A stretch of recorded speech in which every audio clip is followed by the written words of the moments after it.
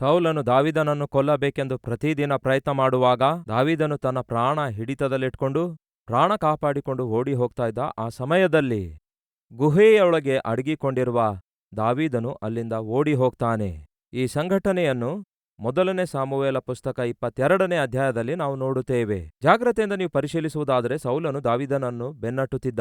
ಸೌಲನಿಗೆ ದಾವೀದನು ಮಾಡಿದ್ದೇನು, ದಾವೀದನಿಗೆ ಸೌಲನು ಮಾಡಿದ್ದೇನು ಎಂದು ಜಾಗ್ರತೆಯಿಂದ ಪರಿಶೀಲಿಸಿ ನೋಡಿ. ಸೌಲನಿಗೆ ದೆವ್ವ ಹಿಡಿದಿತ್ತು, ದುರಾತ್ಮ ಹಿಡಿದಿತ್ತು. ಹಾಗೆ ಆ ದುರಾತ್ಮ ಹಿಡಿದಾಗ ಯಾರು ಸಹಾಯ ಮಾಡಿದ್ರು ಸೌಲನಿಗೆ ಆ ದುರಾತ್ಮನಿಂದ ಬಿಡಿಸುವುದಕ್ಕಾಗಿ? ಒಮ್ಮೆ ಹೇಳ್ರಿ. ದಾವೀದನೇ ಸಹಾಯ ಮಾಡಿದ. ದಾವೀದನು ತನಗಿರುವ ತಲಾಂತಿನಿಂದ ಚೆನ್ನಾಗಿ ವೀಣಾ ನುಡಿಸುವುದರಿಂದ ದುರಾತ್ಮ ಆವರಿಸಿಕೊಂಡಿರುವಂತಹ ಸೌಲನನ್ನು ಆ ದುರಾತ್ಮ ಬಿಟ್ಟು ಹೋಗ್ತಿತ್ತು. ಫಲಿತವಾಗಿ ವಾಸ್ತವದಲ್ಲಿ ದಾವೀದನು ಸೌಲನಿಗೆ ಮೇಲನ್ನೇ ಉಂಟು ಮಾಡ್ತಾನೆ. ದುರಾತ್ಮ ಆವರಿಸಿ ವಿಚಿತ್ರವಾಗಿ ಪ್ರವರ್ತಿಸುತ್ತಿರುವಾಗ, ಘೋರವಾಗಿ ವ್ಯವಹರಿಸುತ್ತಿರುವಾಗ ದಾವೀದನು ಓಡೋಡಿ ಬಂದು ಕೂತ್ಕೊಂಡು ವೀಣೆ ನುಡಿಸುತ್ತಾ ಇದ್ದ. ಆ ದುರಾತ್ಮನಿಂದ ವೇಧಿಸಲ್ಪಡುತ್ತಿರುವಂತಹ ಸೌಲನಿಗೆ ಬಿಡುಗಡೆಯನ್ನುಂಟು ಮಾಡಿದವನಾಗಿದ್ದ ದಾವೀದನು.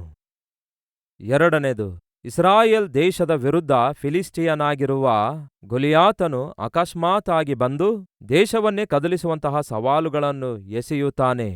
ಸಮಸ್ಯೆಯಾಗಿ ತಯಾರಾಗ್ತಾನೆ. ನಿಮ್ಮ ದೇಶದವರು ನನ್ನ ದೇಶದವರು ಯಾಕೆ ಹೊಡ್ಕೊಂಡು ಸಾಯಬೇಕು? ಯಾಕೆ ಅನೇಕ ನೂರಾರು ಸಾವಿರಾರು ಸೈನಿಕರು ಸಾಯಬೇಕು? ಈಗೋ ಸವಾಲು ಹಾಕ್ತಿದ್ದೇನೆ. ಫಿಲಿಸ್ಟಿಯರ ದೇಶದಿಂದ ನಾನೊಬ್ಬನೇ ಬರ್ತಿದ್ದೇನೆ. ಇಸ್ರಾಯೇಲ್ ದೇಶದಿಂದ ನೀವು ಒಬ್ಬನನ್ನು ಆರಿಸಿಕೊಳ್ಳಿರಿ. ಅವನು ನನ್ನನ್ನು ಸಾಯಿಸುವುದಾದರೆ ನಮ್ಮ ದೇಶದವರು ನಿಮಗೆ ದಾಸರಾಗುತ್ತಾರೆ. ನಾನೇನಾದರೂ ಅವನಿಗೆ ಸಾಯಿಸುವುದಾದರೆ ನಿಮ್ಮ ದೇಶದವರು ನಮಗೆ ದಾಸರಾಗಬೇಕು ಎಂಬ ಈ ಸವಾಲು 40 ದಿನಗಳವರೆಗೂ ಹಾಕಿದ.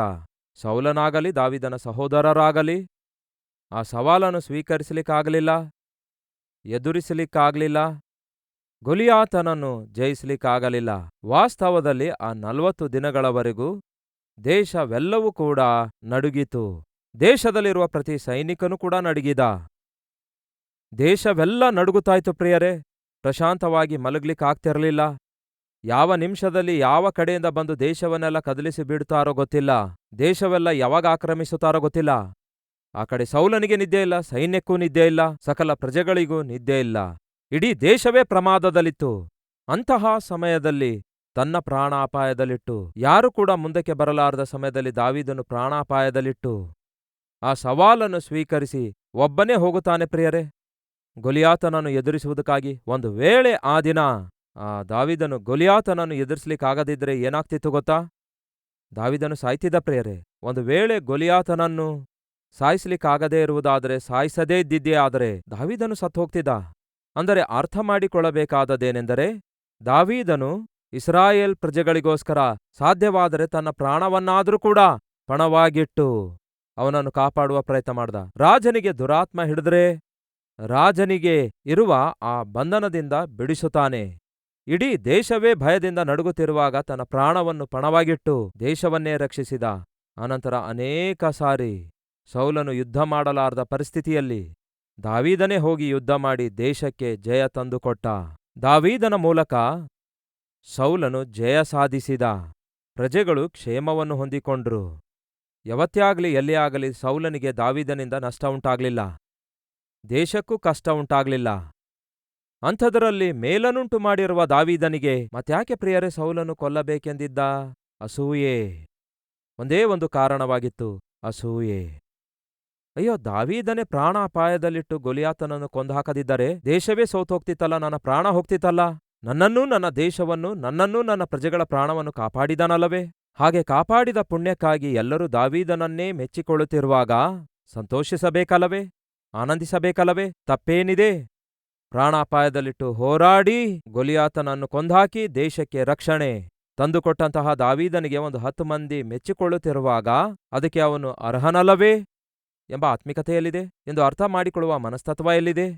ಮತ್ತೊಮ್ಮೆ ಜ್ಞಾಪಕಗೊಳಿಸುತ್ತೇನೆ ಕೇಳಿ ಸಹೋದರ ಸಹೋದರಿಯರೇ. ಯಾರಾದರೂ ಉದ್ಧಾರ ಆಗುವಾಗ, ಯಾರಾದರೂ ಜಯ ಸಾಧಿಸುವಾಗ, ಯಾರಾದರೂ ಉನ್ನತ ಸ್ಥಿತಿಗೆ ಹೋಗುವಾಗ, ಯಾರಾದರೂ ಒಂದು 4 ಜನರ ನಡುವೆ ಒಳ್ಳೆ ಗುರುತು ಪಡೆಯುವಾಗ ಸಹಿಸಲಾರದ ಮನಸ್ಸಾಗಲಿ, ಅಸೂಯೆ ಪಡುವಂತಹ ಹೃದಯವಾಗಲಿ, ಕೆಸರು ಎಸೆಯುವಂತಹ ಮನಸ್ತತ್ವವಾಗಲಿ ಇರುವುದಾದರೆ ಅದು ನಮಗೆ ಅಪಾಯ.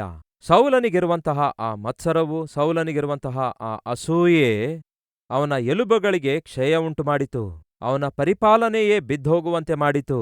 ಕೊನೆಗೆ ಮೇಲು ಮಾಡಿದವನಿಗೆ ಕೇಡು ಮಾಡಬೇಕೆನ್ನುವಂತಹ ಶೌಲನು ಪರಿಪಾಲನೆಯನ್ನು ಪಕ್ಕಕ್ಕಿಡುತ್ತಾನೆ, ಪದವಿಯನ್ನು ಪಕ್ಕಕ್ಕಿಡುತ್ತಾನೆ, ಒಂದೇ ಒಂದು ಕೆಲಸ ಹಿಡಿಯುತ್ತಾನೆ. ಅದೇನೆಂದರೆ ದಾವೀದನನ್ನು ಕೊಂದುಹಾಕಬೇಕು. ಅಸೂಯೆ ನಿಮ್ಮ ಜವಾಬ್ದಾರಿಕೆ ಮರ್ತು ಹೋಗುವಂತೆ ಮಾಡುತ್ತೆ. ಬನ್ನಿ ಪ್ರಾರ್ಥಿಸೋಣ.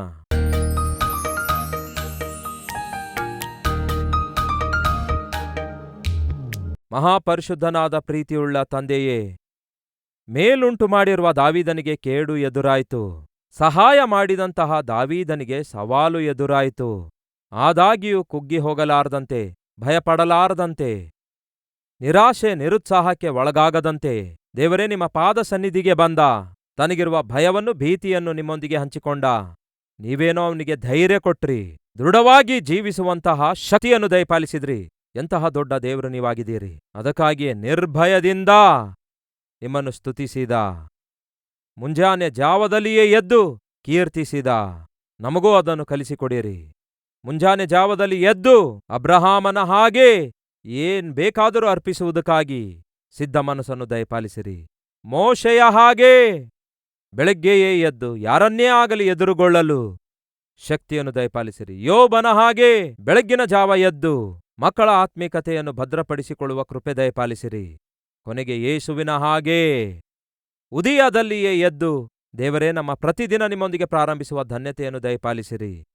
ಚೀಯೋನಿನ ಕುಮಾರ್ತೆಯಂತೆ ಬೆಳಗಿನ ಜಾವದಲ್ಲಿ ತನ್ನ ಮಕ್ಕಳಿಗೋಸ್ಕರ ಪ್ರಾರ್ಥಿಸುವಂತಹ ಆತ್ಮೀಕತೆಯನ್ನು ಅನುಗ್ರಹಿಸಿರೆಂದು ಬಿತ್ತಲ್ಪಟ್ಟ ಈ ವಾಕ್ಯವನ್ನು ಪ್ರತಿಯೊಬ್ಬರ ಹೃದಯದಲ್ಲಿ ಫಲಿಸುವಂತೆ ಮಾಡಿ, ಅದನ್ನು ಕ್ರಿಯೆಯಾಗಿ ಕಾರ್ಯವಾಗಿ ಮಾರ್ಪಡಿಸಿ, ಕೇಳಿರುವ ಈ ವಾಕ್ಯವನ್ನು ದೇವರೇ ಅನುಸರಿಸಬೇಕಾದ ಭಕ್ತಿಯನ್ನು ಶ್ರದ್ಧೆಯನ್ನು ನಮ್ಮೆಲ್ಲರಿಗೂ ಅನುಗ್ರಹಿಸಿರೆಂದು ಯೇಸುವಿನ ನಾಮದಲ್ಲಿ ಬೇಡಿ ಹೊಂದಿದ್ದೇವೆ ತಂದೆಯೇ, ಆಮೆನ್.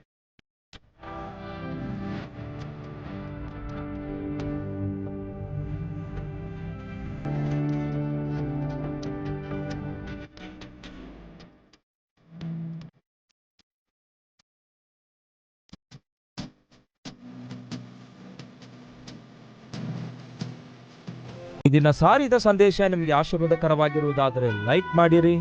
ಇಂಥ ಅದ್ಭುತವಾದ ಸಂದೇಶಗಳನ್ನು ಪ್ರತಿದಿನ ನೋಡಲು ಆಶಿಸುತ್ತಾ ಇದ್ದೀರಾ? ಹಾಗಾದರೆ ಸಬ್ಸ್ಕ್ರೈಬ್ ಮಾಡಿ, ಹಾಗೆಯೇ ಬೆಲ್ ಐಕಾನ್ ಕ್ಲಿಕ್ ಮಾಡಿ ಅನೇಕರಿಗೆ ಈ ಸಂದೇಶವನ್ನು ಶೇರ್ ಮಾಡುವ ಪ್ರಯತ್ನ ಮಾಡಿ.